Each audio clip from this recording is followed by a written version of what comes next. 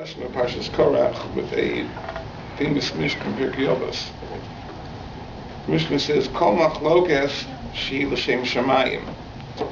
Any dispute, any controversy, any division, which is l'shem shamayim, for the sake of heaven, so for hiskayim, it will be sustained.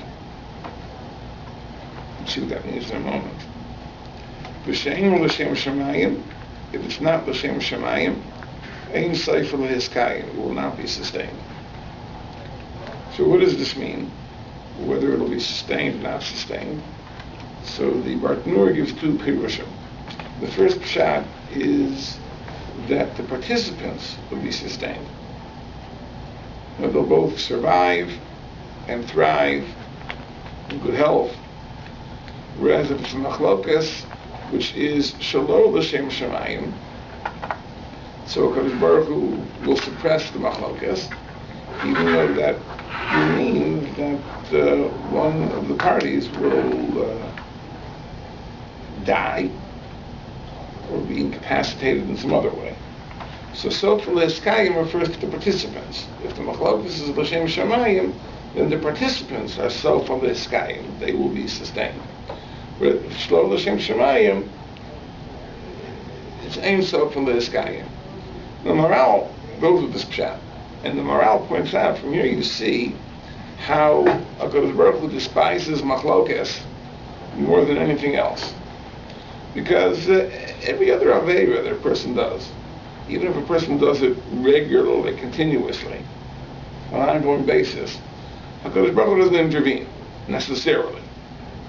HaKadosh Baruch Hu may give the person a long life to eat treif, or to be machal Shabbos, or to steal. There's no certainty. Sometimes HaKadosh Baruch Hu may take the person prematurely to stop him in his tracks. But there's no guarantee, there's no declaration that HaKadosh Baruch Hu is going to do that. And we know that there are people that continue and continue and continue and continue. And keep at their evil doing. Machlokes is so despised by the Ribono Shel Olam that here the Mishnah tells us that you should know if the machlokes is shelo l'shem shamayim, HaKadosh Baruch Hu put an end to the machlokes somehow, by hook or by crook. But the truth is, the statement may not have as much relevance as we would think. Because the Mishnah continues and says, what is an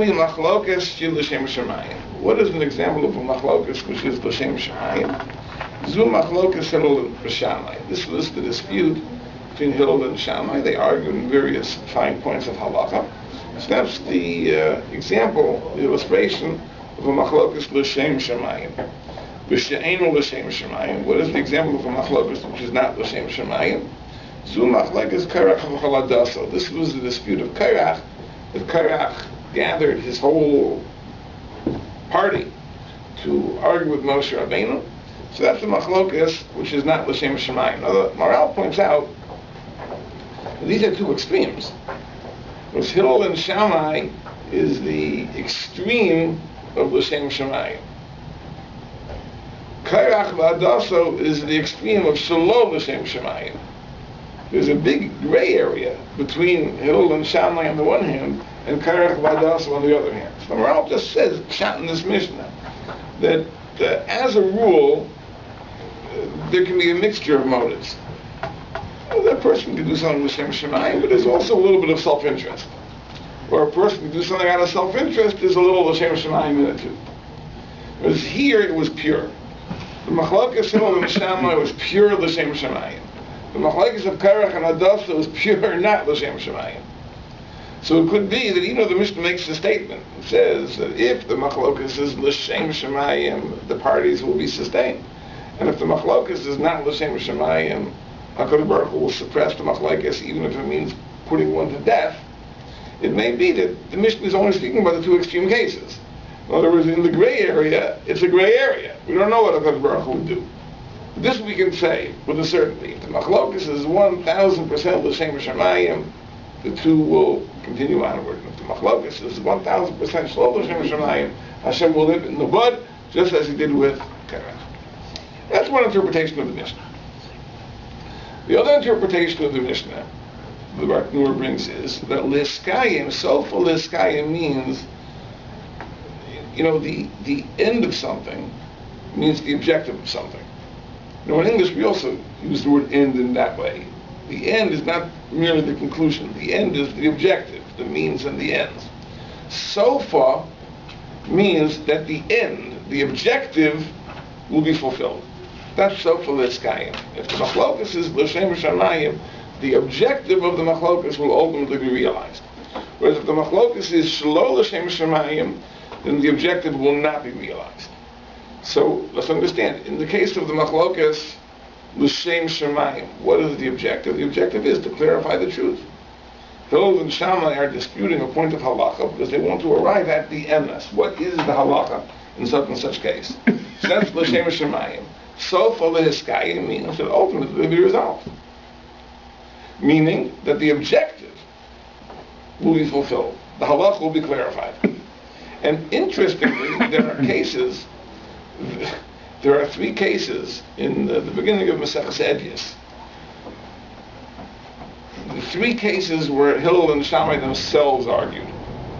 There really is a 4th, the one Chagiga brings. That's a different issue because Shammai and Hillel were not the originators of that machlokas. That was a machlokas that had begun several generations before, with the first of the zugais, the first of the pairs of Chacham mentioned in Pirkei Avos, regarding laying the hands on a carbon on Yontif.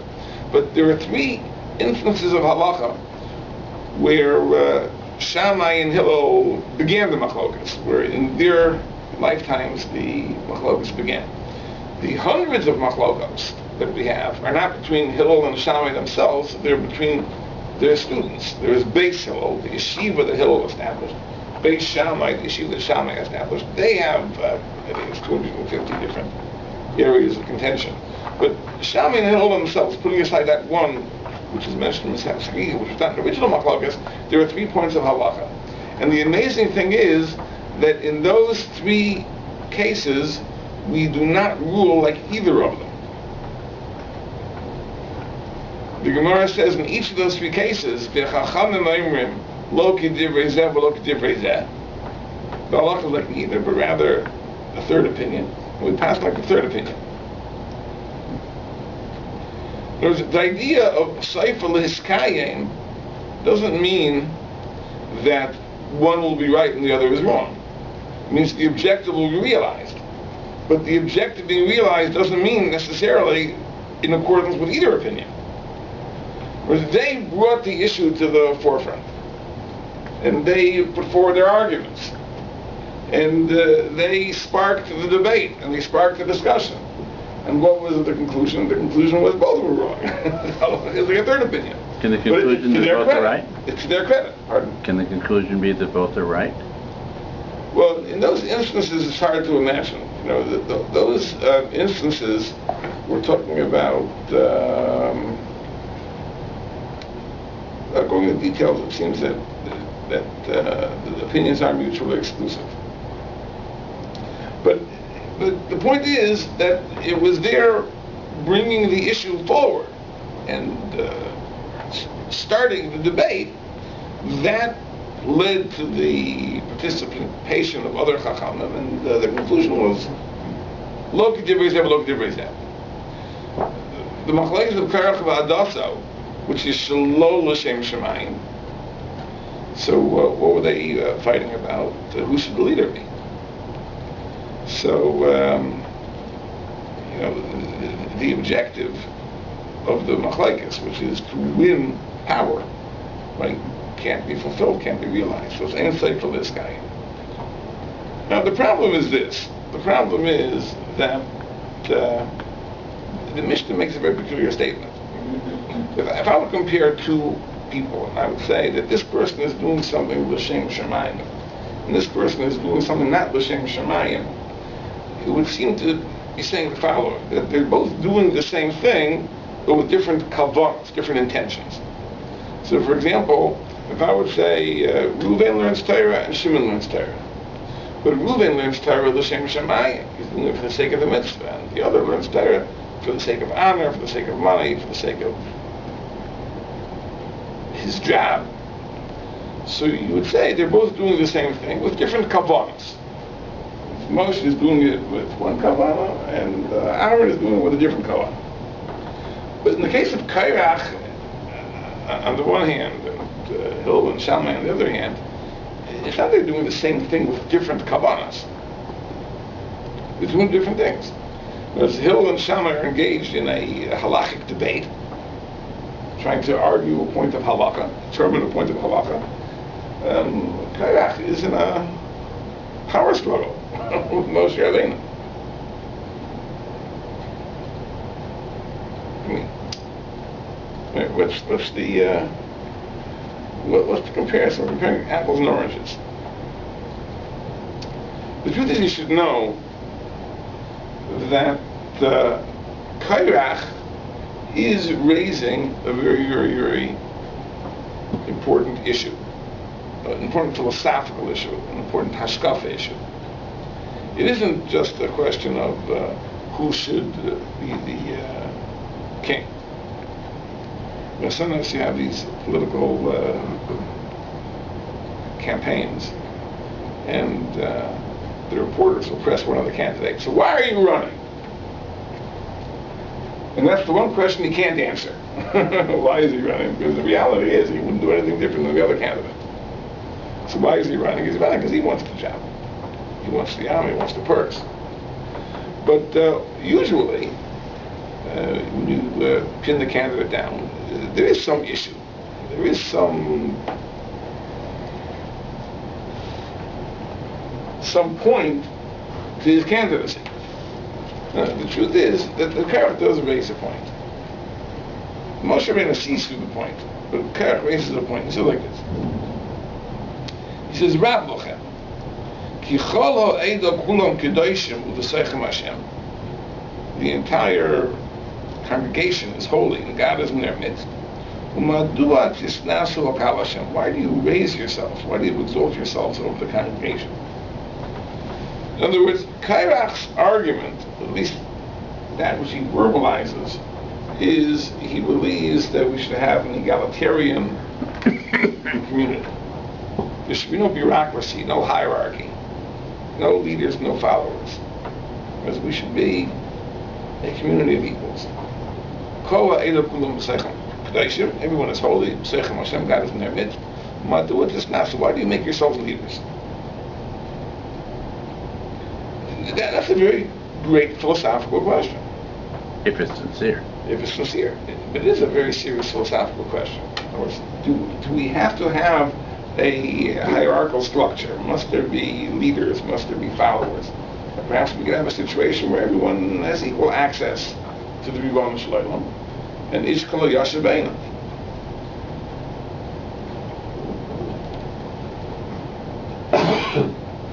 Moshe Rabbeinu and by the way, and this is really what Chazal are telling us, so Rabbeinu B'chai understands it. You know, Chazal tell us in the Medrash that Korach took his 250 followers and he dressed them in talisais, four-cornered garments that were entirely blue. Talis shekulo tchelas. Now we know that when you have tzitzis, so you have the white strands, there's one extra strand of blue. Look like it's Yishayim, whether it's half are blue and half are white, or whether three are white and one is blue, or whether half of one is blue, but there is a silk tchelas. So Korach raised the following shayla: Talis shekulo tchelas. If you have a talis, the entire talis is tchelas. There's a need on the fringe, a single strand of tchelas. And Moshe Rabbeinu said, yes, it does. And Korach laughed, you see what nonsense Moshe's Torah is. Another shayla, Korach asked, buy a small svarim. Let's say a house is full of Torah scrolls, full of books. Does it need a mezuzah on the doorpost?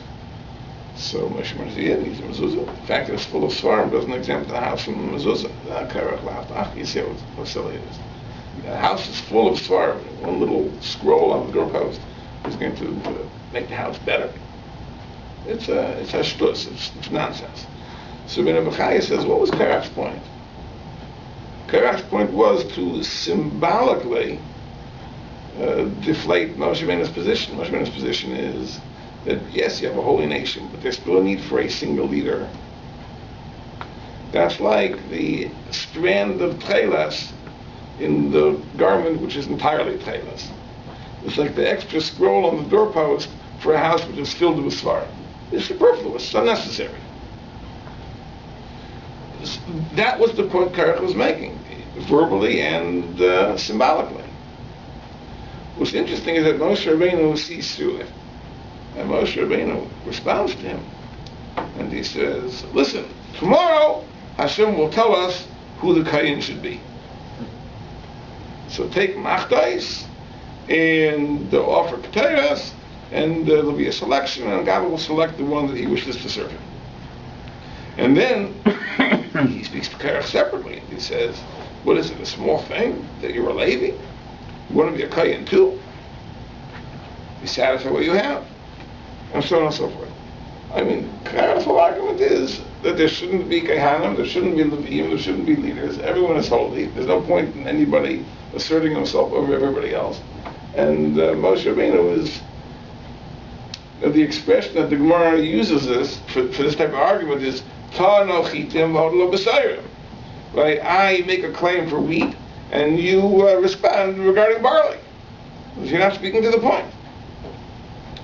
It's because Moshe Rabbeinu sees through Korach. He understands that Korach is making this point of egalitarianism like every demagogue to win his argument, makes a point.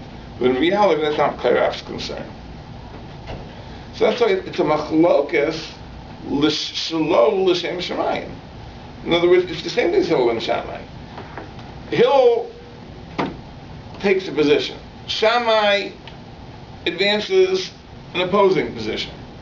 There's a philosophical, a halakhic debate. Korach is doing the same thing. Moshe has a position, Korach is offering a counter position. The difference is that Hillel and Shammai really meant it. That's l'shem shemayim. Korach didn't mean it. It's lo l'shem shemayim. In other words, he's advancing a position, but that's not what he wants at all. He wants to assert his personal advantage, and therefore, tactically, the way he's going to do this is by making an argument for egalitarianism. I mean, in the same way that the Bolsheviks, made the same position to overthrow the Tsar, but history demonstrated that it wasn't a question of we're going to have a workers' paradise and everyone's going to be equal and we're going to share the means of production and so on and so forth. It's just a question of who's going to be in charge, the Tsar or the inner circle of the leadership of the Bolshevik party. But that's why it's the same thing, but shlo l'shem shemayim. Now, how do you see that it's shlo l'shem shemayim? Let's point out an interesting thing. First of all, you see it in an amazing way. You see Korach's timing. There's a fascinating Ramban that discusses when the story of Korach happened. But according to Chazal, what was the motivation of the machlekes? Korach, first of all, was jealous about the nesius of Eliezer ben Uziel. We know that the Bnei Kos, which was the family from which Korach came, so each family of Levium, Gershon, Kos, and Merari, had a nasi, and the nasi of Bnei Kos was Eliezer ben Uziel. Now, Eliezer ben Uziel was from a more junior family than Korach was, so Korach was jealous about that. Now, once you're jealous, then you're not just jealous of the person who has a middle-level management position. You're jealous of the CEO also. So then Korach becomes jealous of Aaron. Maybe he's jealous of Moshe Rabbeinu. So the 250 who are not Levium at all, their grievance is that the avodah was taken away from the B'chayrim, from the firstborn, and given to the Levium, so they have their grievance. But the Ramban points out, the Ibn Ezra points out, that whatever their grievances were, these were issues that have been issues for months already. When the Jews stood at Har Sinai, the Leviim were selected, the Leviim were appointed to their jobs. Eliezer ben Uziel was given the Nasius to the Bnei Kahas. This story is placed in the Chumash long after the Jews left Har Sinai. The Jews already have traveled on. They've already had the experiences in Parshas Bahalaischa. They've already sent the Meraglim. They've already been condemned to reign in the Midbar 40 years. All of a sudden, Korach wakes up with grievances that are old issues that are relevant months before. So, Ben Ezra says that this is an example of the rule, Ein Muktam U'Mocher B'Torah. The Torah is not in strict chronological order. This story of Korach really takes place back when the Jews were camped at Har Sinai. That's what Ibn Ezra says. The Ramban argues. The Ramban says that no, that we don't say Ein Muktam U'Mocher B'Torah. We don't take a story and put it out of its immediate context unless we are absolutely compelled. But if there's an explanation which would justify the story being put where it's put, we go that way. And the Ramban says a very simple answer why the story is over here. This Moshe Rabbeinu was very, very popular back at Har Sinai. After all, what he accomplished, he took the Jews out of Mitzrayim, and he brought them the Torah. And when the Jews sinned at the Egel Hazov, Moshe Rabbeinu was able to achieve a level of forgiveness that meant that the participants in the Chet HaEgel themselves weren't punished.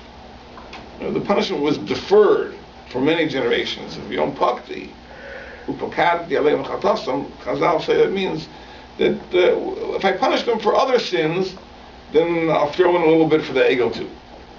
There was no particular punishment for the Chet HaEgel, except for the worshippers, the 3,000 worshippers. But for the most part, the people were spared.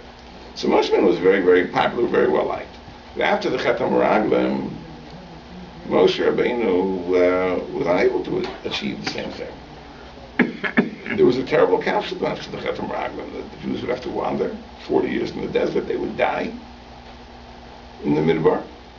But Moshe Rabbeinu didn't come through for them. Now I'll just tell you as an aside an amazing thing, that when Moshe Rabbeinu davened for the Jews in last week's parsha to the Chet HaMeraglim, Hashem says, "Solachti kidvarecha." I forgive you as you say, as you request. Many people think that Solachti kidvarecha refers to the Chet HaEgel, refers to the Chet HaMeraglim. Now the problem is, Solachti kidvarecha, I've forgiven as you say. Hashem didn't forgive. Right? There were terrible consequences. So the Ramban says that the word slicha doesn't mean forgiveness, doesn't mean pardon. Slicha means a lightening of the punishment. And that's all the Moshe Rabbeinu achieved. Hashem would have destroyed the entire Jewish people through totally. So there was a lightening of the punishment, that the people above 20 would die over the span of 40 years, and everyone else would have to wander, but ultimately would go into Eretz Yisrael. So it wasn't a pardon or forgiveness by any stretch of the imagination. It was hakalas ha'einish. But someone showed me that the Chizkuni has an amazing interpretation of Slachti Kidvarecha. He says that what Hashem was telling Moshe Rabbeinu was, I already forgave them once, as you said. Well, it does refer to the Chet HaEgel. Hashem is saying, Slachti Kidvarecha. I already forgave you, as it said, in accordance with what you said. I can't do it a second time. Amazing. You played the card. Amazingly frightening interpretation. But that's the point. Moshe Rabbeinu wasn't successful. So Korach comes, and Korach takes advantage. In politics, everything is timing. And if I'm going to contend with Moshe Rabbeinu, this is the time to do it, when Moshe Rabbeinu's luck is down. There's no greater proof that it's machlokes lo l'shem shemayim. If they're arguing the issues, the philosophical issue Should there be leadership? Should we have an egalitarian society? All times are appropriate to discuss philosophical issues. In other words, you don't pick the time where your opponent is likely to lose in the court of public opinion. And if you're debating issues on their merits, you debate them on their merits. Because if Korach just wants to win at all costs, so then we understand why it's just now. This is the time where the greatest likelihood of victory is because the people will side with Korach against Moshe Rabbeinu, and therefore that's the simon that it's Shlo L'Shem Shemayim. But there was an issue that Korach was raising, and therefore it's really analogous to Hillel and Shammai. But the fact that Shlo L'Shem Shemayim shows that really he was in it for himself, and that may be, the interpretation of that famous first word in the parsha that all the Mefarshim struggle with, Vayikach Korach. Korach took. I don't say what he took. Rashi says, Lokach es atzma, who took himself, L'tzarech aside, Lios nechlach miteicho eda, meaning that the cause that he was promoting was not a popular cause. It wasn't that there was dissatisfaction swelling from the grassroots. In other words, he separated himself to raise an issue that had never been raised before. That's the Rashi says, Vayikach Korach Lokach es atzma. The Ramban argues. The Ramban says Vayikach means that any time a person is aroused to do something, you can use the expression Korach. It's an idiomatic word. In Hebrew, taking can be used in the sense of starting. But the Sasema says that the idea of taking is because that's really the difference between the Machlokes L'Shem Shemayim and Machlokes Lo L'Shem Shemayim. In other words, if we're debating an issue, I'll clarify the MS, it's not a question, I win, you win, that's not the issue at all. There's nothing in it for me, there's nothing personal. There's nothing I want to achieve or gain for myself. We want to clarify the truth. In the Machlokes Shelo L'Shem Shemayim, that means there's something in it for me, there's something I want.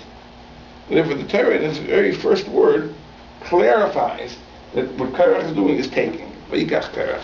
What he wants here is something for himself. He's not going to clarify a point. He may dress it up as if he's engaged in some type of philosophical debate with Moshe Rabbeinu over an important issue. But in reality, the Torah is revealing Vayikach Korach. He wanted something for himself. I have a question.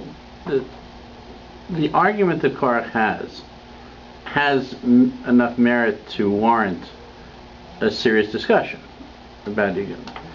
But the Torah puts it, instead of putting it into a legitimate voice, it puts it into what is clearly the voice of a demagogue. So that for 1,000 generations after it, we dismiss this idea because it's put forward by somebody who is a demagogue. As if to say that the Torah put it in this mouth for some reason, that perhaps it would be dismissed going forward. Now, it happens to be, interestingly enough, that this idea of the egalitarian society may have a validity, which is a very intriguing thing. That's what I'm saying. If there had been a discussion between Yaakov and Yitzchak about this, we would have thought, okay, this is... But since it's put into the mouth of somebody who is... No, there's a famous Gemara. The Gemara says in Maseches Tainis that Asher HaKadosh Baruch Hu La'aseh Smochel L'Tzadikim. HaKadosh Baruch Hu will make a circle to the Tzadikim, and he will sit in the middle of the circle, and everyone will point to HaKadosh Baruch Hu, and that's the pasuk V'amar b'yom ha'hu hinei Elokeinu zeh. People will point to God. So the Sfarim say, Sibir Chasidus, especially the Gemara Shemesh talks about this in Parashas Mishalach. Says the idea of the Mechoil is that everyone has equal access to the center. That La'asid Lavo, my connection to HaKadosh Baruch Hu, will not be through a hierarchy. It will be direct. Every good Jew, will have a direct connection to Ribono Shel Olam. He'll be a point on the circle.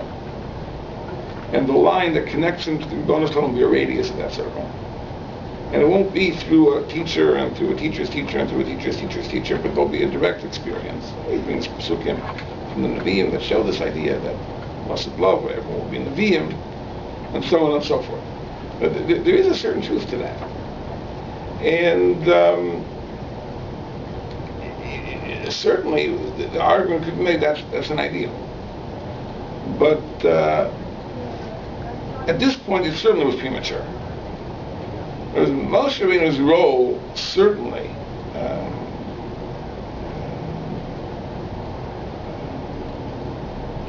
is a necessity until the Torah is complete, because we need the conduit of Moshe Rabbeinu to receive the Torah. But even in terms of Beis Hamikdash and Avoda, right? The idea of having a priesthood, Kehanim, Leviim, and so on and so forth, it is not to exclude those spiritual individuals who are right to have Ruach HaKodesh. It's to exclude those people who aren't fit for it.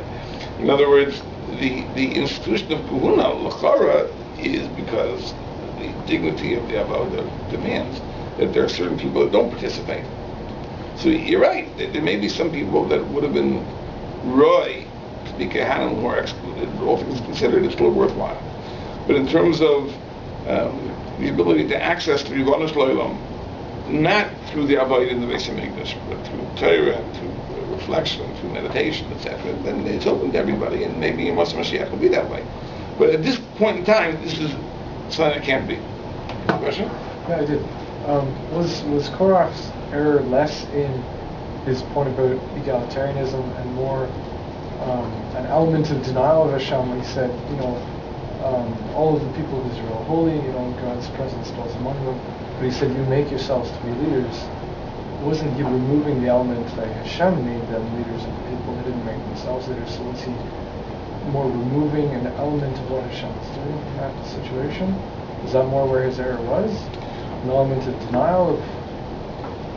Well, I think that, we've talked about this in the past, that there are two different issues that we have to analyze, maybe three different issues we have to analyze. Number one is, what is the motivation of Korach? Mm-hmm. What is eating him up? What is bothering him? So Chazal say it's clearly jealousy. He's jealous of himself and Benazil, he's jealous of Aaron, maybe he's jealous of Moshe Rabbeinu. Okay, so he's jealous. Next question. Okay, you're jealous. I understand, it's a very serious problem. But how can you justify this rebellion? I mean, you don't believe that God spoke to Moshe Rabbeinu, you don't believe that there is Moshe Rabbeinu. I mean, you have to be out of your mind to get involved with this. How can you deny that which you certainly have experienced and certainly should know? We pointed out in the past, one possibility over here is this, that Moshe Rabbeinu does all sorts of things. He appoints Aaron to be the Kohen, he appoints Eliezer ben Azil to be the Nasi, and so on and so forth. Does he necessarily make this clear to the public that he's acting out Pi Hashem, that this is by God's word? I mean, let me give you an example. Let's say, for example, I be yeshiva. Let's say I make a big decision in the yeshiva. After consulting with great Rabbanim and great Gedolei Yisrael on a given question, I make a policy decision. And I know it's a tech policy decision that people will contest, but I feel confident I'm doing the right thing because I discussed this with Gedolei Yisrael and so on and so forth. Will I necessarily advertise that fact? I mean, do I have to put out a press release? Do I have to do an email push to everybody in Toronto that might possibly hear about it? You should know that I do this. I'll be Gedolei Yisrael. Not necessarily. It's not their business. Right? Everyone has to know why I'm doing what I'm doing, which doesn't affect them. So here it's the same thing. As Moshe Rabbeinu makes appointments, he appoints Eliezer ben Azil, he appoints Aaron to be the Kohen Gadol. We know, we have the Chumash, we have the narration of the Rebbeinu Shalom, when Moshe Rabbeinu was doing everything al Pi Hashem. Did Moshe advertise that fact? I mean, if you are a member of Shevet Ruvain, and you're living at the periphery of the camp, and there are things that are going on in the Machane Shechina, Aaron becomes the Kaya. Okay, it's news, but do you know everything that's going on? I mean, it'll be like the Prime Minister makes a decision, and to you it doesn't make any sense why he would do that. Right? He made it on the basis of intelligence and information that was provided by experts, and so well, he has to tell you. You have to know, because otherwise, I mean, he does what he does. Give him the benefit of the doubt, but assume that he's not doing it. It's not a lark. So Korach undoubtedly convinced himself that a lot of stuff that was going on was Moshe Rabbeinu's own decision. And Moshe Rabbeinu probably didn't advertise it. My guess is that Moshe Rabbeinu was not great in PR, or certainly didn't think in terms of PR. So therefore, Korach says, listen, you're doing all these things. Therefore, Moshe Rabbeinu responds, okay, so tomorrow Hashem will show. We'll have Keres, there'll be a miracle, there'll be a selection, and Hashem will choose who he wants to choose. Okay, that's the second thing we have to clarify. What did Korach think? The third thing we have to clarify is that, wait a minute. In other words, what are the tactics Korach is using? In other words, it's a power grab. And he justifies it because he assumes that Moshe Rabbeinu is doing the same thing. That Moshe is also grabbing power, so why should he grab power? I'll grab power. But Moshe Rabbeinu, you'll just overthrow the regime. You have to be telling the people something. That's what we're focusing on today. What was he telling the people? Right? What he was telling the people is that I have a different vision. I have a different vision for the entire structure of Klal Yisrael. Etc. Of course, Moshe sees right through it. But Korach is promoting an alternative vision. I'm just saying that's why the Mishnah compares Korach to Hillel and Shammai. In the same way that Hillel and Shammai are really arguing a halachic, philosophical point, Korach and Moshe are also arguing a philosophical point. It's not really true. But since it's Shalom L'Shem Shemayim, it's just a tactic. It isn't the reality of what's motivating him. He doesn't have a different vision. His vision really is the same as Moshe Rabbeinu's. There has to be a leader. The question is, who should it be? Near him. But what he's doing is advancing a position. That's the machlokes, Shalom L'Shem Shemayim. As long as it's a popularity contest, Korach is still in the ballgame. But when Moshe Rabbeinu says God's going to decide in the morning, either Korach has no fear of God, or hasn't noticed what's been going on for the last 6 months. No, it's a very interesting thing. I would be terrified at that moment. It's a very interesting thing, and Rashi talks about it. Rashi talks about that once, let's put some in Korach's shoe. Korach thinks that Moshe Rabbeinu is making these appointments on his own. Correct? Does he? I'm not sure he does. Do we think that really? He believes that Moshe is making these appointments on his own, and therefore it should be open to me, right? I want to be the leader. That's what he says. But do you think he believes it? Start again. It's not what he says. What he says is there should be no leaders at all. Right. Right. Egalitarian. That's what he says. What he means is I should be the Kohen Gadol. Right. Right. Now, how does he have the audacity to say such a thing? Because he believes Moshe Rabbeinu made this appointment on his own. Right? So Moshe says, you don't trust me? Okay, tomorrow God will select. Right? From Korach's position, Korach says, good. He'll select. Right? And undoubtedly he'll select me. Right? And Rashi even brings the Medrash that Korach had a solid proof that he'd be selected. Right? Because he saw that from his grandchildren would be the Bnei Asaf that would sing Shira in the Beis Hamikdash, so that meant he would survive. And Chazal say, of course, those who were descendants of his children did survive, but Korach himself was killed.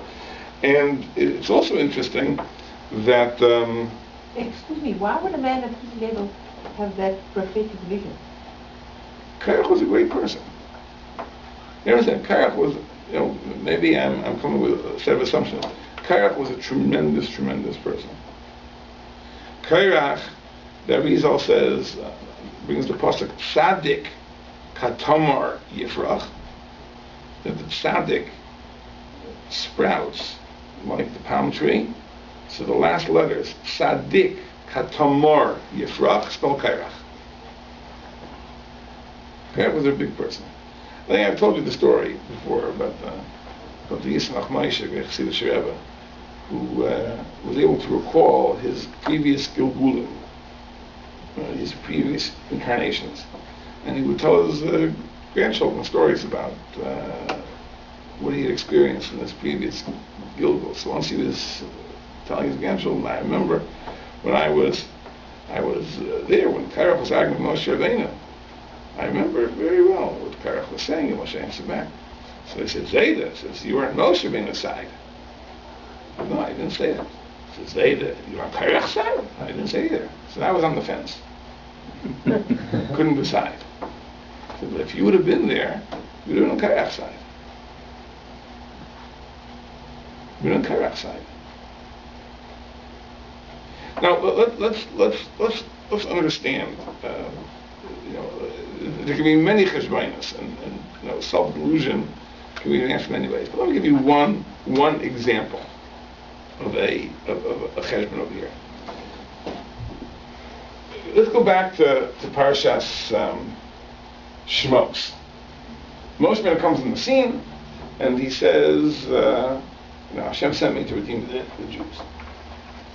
Now we know that there was a code, that the Redeemer was going to come with a code, right? Pakod Yif Code, double Lashon, Pakod Yif Code, and that's the sign he's the Redeemer. The Ramban points out that this was common knowledge. So any false Messiah, so to speak, could always use the code, and why should anybody believe that he's really the Redeemer? So the Ramban makes the point, that's why the Redeemer had to be an outsider. Had to be an outsider. In other words, who would have no access to Jewish traditions. And if he comes with the double code, Yif Code, that's a sign that God reveals himself to him and that he's really the Redeemer.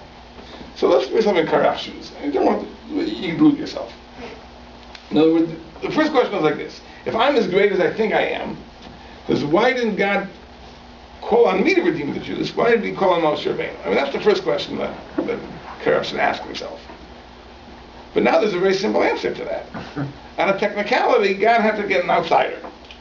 Right? Because to be able to convince the Jews, he had to be able to say Pakod Yif Code convincingly. Right? An insider wouldn't prove anything. So Korach said the fact that Moshe Rabbeinu was proven doesn't prove that Moshe Rabbeinu was the greatest. Of all the available candidates who are outsiders, he was the greatest. Right? I was an insider. I was there. I was with the Jews in Mitzrayim. Right? I had access to this Jewish tradition, so that's why I was eliminated. But really, I'm bigger than Moshe Rabbeinu. Now, if you think about it, if my husband is correct, once you think that really you're bigger than Moshe Rabbeinu, then everything falls into place. Moshe Rabbeinu was the man of the hour, but he's not the man of the decade. He's certainly not the man of the century. Korach is the man of the century. Is it also a bit like Korach's taking advantage of people's perspectives of Moshe? Like, after 4 years, it's a new election time. Well, that's what he said to Ramban. He's sort of taking advantage of the fact that his polls are down.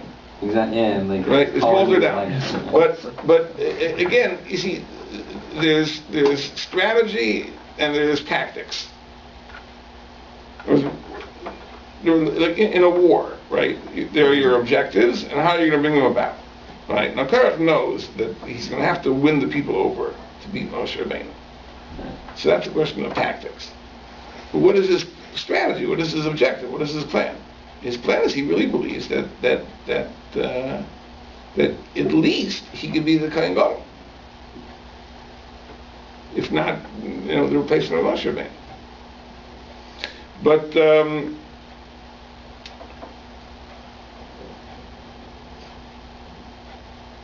But you can't just say, no, it's my turn. So therefore, he has to present a vision which will be accepted, which will be popular. And the only thing is one little nakuda. Therefore, he says, let's have an egalitarian society, no leadership. Of course, as soon as we depose Moshe Rabbeinu, then, there'll be some state of emergency that will necessitate Korach from being the natural leader of the egalitarian society. Is he a Russia? Or is he a great person that's just got misguided? I mean, Is he a Russia? Let me tell you how I look at it.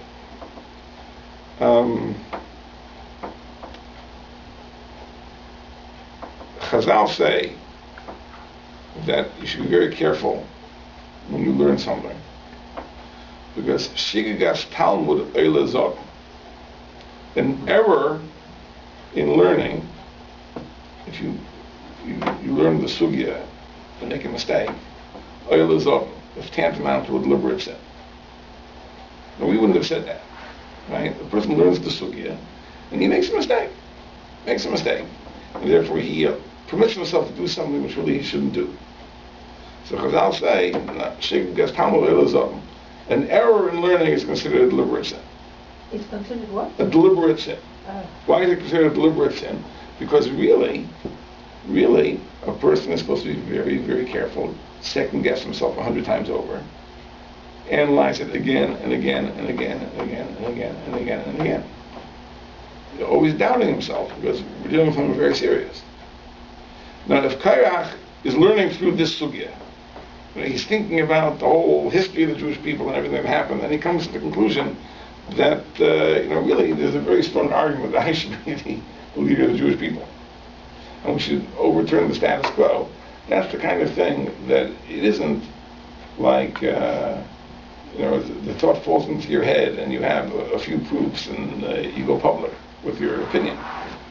Well, this is the kind of thing you analyze again and again and again and again. You don't shoot from the hip with this. So is he a Russia? Of course he's a Russia.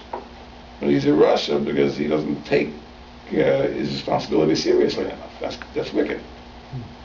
But there's certainly an element of self-delusion. Right? He's not rebelling against God consciously.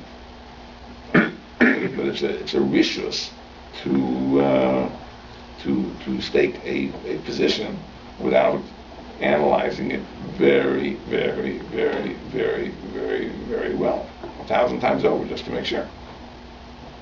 Is it recorded anywhere in the Chumash or any of our stories that Korach received information or was talking to Hashem every 5 minutes, or did he think this, or is he delusional of this? Like Rosh Rabbeinu. No, but I'll tell you that too. You see, you're comparing apples and oranges. It's like this. That Moshe Rabbeinu, God speaks to Moshe Rabbeinu, doesn't speak to me. Mm-hmm. Right? It's a very simple teretz. Moshe Rabbeinu speaks to the leader of the Jewish people. But how can this? If I'm going to lead the Jewish people, God will speak to me. It's the office that God respects. Yes, the office. Right? It's not the person, right? In other words, in the meantime, of course, Moshe Rabbeinu has access to God, and God speaks to him. He's the leader, right? When I become the leader, right, God will speak to me. No, Sure. This is makes perfect sense. Has it all lined up? No, you see, it has to make perfect sense. He wasn't the fool, right? He wasn't the fool. I mean, he's also a Russia on another count, right? That he's willing to rouse the rabble. I mean, this is what Rashi points out. The 250 are still going to die. Either God will pick Aaron or pick Korach. So if Korach thinks he's going to win the contest, he'll win the contest. So the other 250 contestants, right? Those are the people that Disposable. are disposable. Useful idiots. For the sake of this, of advancing his position. Right? Incredible. So But, the fact that he has a following, doesn't that give any sort of merit to some aim or vision or? Well, sure. of it? Look, if you stake a position and you can get people to follow you, you'll always confirm that, right? It's like when in other words, but you have to know that people have their own motives. President Obama, right, won the election, and he is convinced that this is a mandate, right, to advance his program. And the truth is that anyone who knows anything about American, political life knows that, people wanted a change. He positioned himself in the election campaign as being something more moderate than he is in actuality. And the fact that he had a following doesn't mean that, we will follow you off the cliff. There's many cases in the Chumash of Rashim having followings. Yeah. Lovin. Yeah. The whole town follows him. Yeah, I just want to point out one important thing we should know, just an historical thing. Okay, so the Mishnah gives examples. In more recent history, after Hillel and Shammai, and after Korach v'Adasai, what is an example of a machlokes l'shem shemayim and a machlokes shelo l'shem shemayim? There are historical examples of this. The machlokes of the first Christians and the Jews was a machlokes among Jews. Was a machlokes among Jews. Jesus, you can say. Jesus was a Jew. Yeah. His followers were Jews. Yeah. Right? They staked a position that Jesus is the Messiah. It may have required a redefinition of what the Messiah is. Now, these are things which are very hard to tell because the New Testament was written many, many, many years after the events described therein. So the New Testament is very clear that the Messianic claim of Jesus is based on a redefinition of the role of the Messiah. The purpose of the Messiah is not to liberate us from oppression as much as to liberate us from the burden of sin, which is a great philosophical issue. But he was an outsider. I don't know if he had the codes, but he was Pardon? He was an outsider, but maybe he had the codes. Well, I say he's an outsider. He didn't say he's a Jew. He was a Jew. Yeshiva Bacher. So, so the point is this. The point is, but it was a machlokes shelo l'shem shemayim. It was a machlokes shelo l'shem shemayim. In other words, being the Messiah has certain perks that come with it. And it was a time of oppression, and certainly we can understand the motives. What happened? It was aimed to this guy in both senses. It's not to do any work. Right. In other words, what he wanted to achieve as a Jew was not achieved, and his followers were not sustained as Jews. In other words, it was not so for this guy, they didn't survive. Forget the question of Christian martyrdom, but they did not survive as Jews. They lost their title as Jews. I think the real example of a machlokes l'shem shemayim, right, is the machlokes between the Hasidim and their misnagdim. In other words, in hindsight, right, we have to say that the machlokes was a machlokes l'shem shemayim. I want to say it was l'shem shemayim. I don't mean that every last person that was involved in this, right, was involved with l'shem shemayim. There was plenty of knowledge individuals who were unscrupulous on both sides, and history is very harsh in how it treats them. If you go to a chassid, and he'll tell you about the slimy tactics some of the misnagdim used, and you go to a misnagid, and he'll tell you about some of the slimy tactics some of the chassidim used. It's clear that there were people on both sides that were doing things that were very, very objectionable. When we talk about the Eliezer who lined up on one side or other side of this great philosophical issue, and it wasn't a philosophical issue. The issue was essentially, what should the emphasis be in Avodas Hashem? In other words, traditionally there was a tremendous emphasis on intellectual pursuits. Another question is, what is the proper place of the emotional life and its expression, tefillah, simcha, and all sorts of issues like that.